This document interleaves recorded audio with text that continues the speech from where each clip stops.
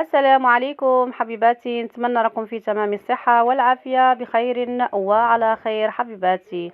صلوا على النبي عليه أفضل الصلاة والسلام حبيباتي. اليوم جيت نوجد معكم وصفة صحية بمكونات كلها بالفايدة ديالها إن شاء الله حبيباتي.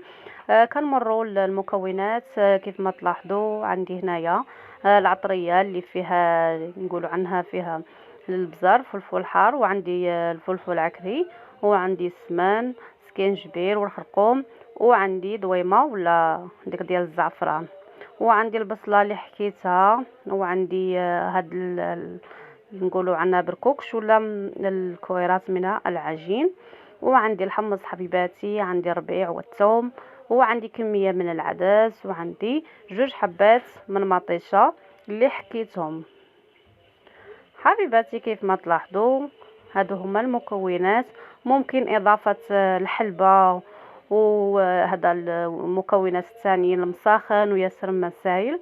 المساخن كنفضل نخليهم من الاخير، اللي بغي يحب شوي منهم يوضعوا ان شاء الله حبيباتي.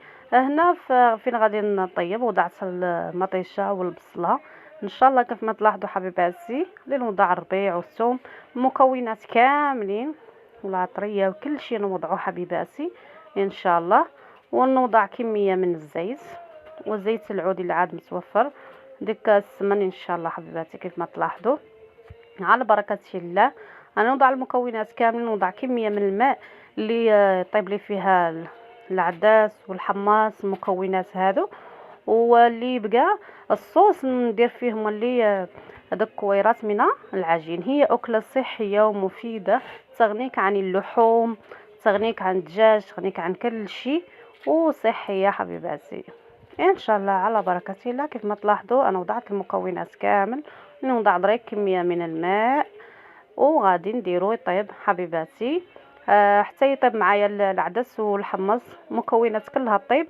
عاد نضيفو كويرات من العجين كيف ما تلاحظوا حبيباتي. انا وضعته طاب عاد على هذا الشكل، ودريك غادي نوضع هذوك الكويرات ديال العجين ونخليه على نار مهيله حبيباتي حتى يطيب معايا ويجي الشكل ديالو خاسر ان شاء الله حبيباتي.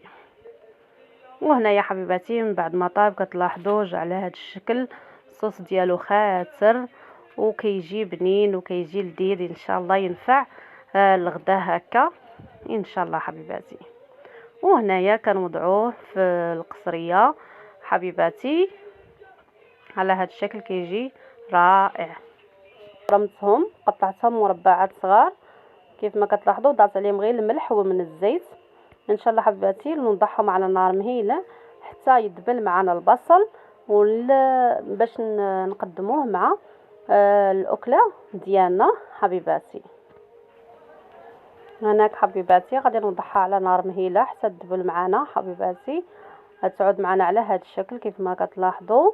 ومن بعد غادي نضيفوا ملعقه من العسل الحر الى عاد متوفر حبيباتي، كيعطيه واحد الحلاوه وكيجي صحي مع البصل حبيباتي. هذا غادي نقدموه مع الاكله ديالنا على هذا الشكل حبيباتي. كتجي على هذا الشكل المسخن كيف ما قلت لكم عني كنوضعهم الا في هون، واللي يدور منه شي مولي كيطرح قدامه.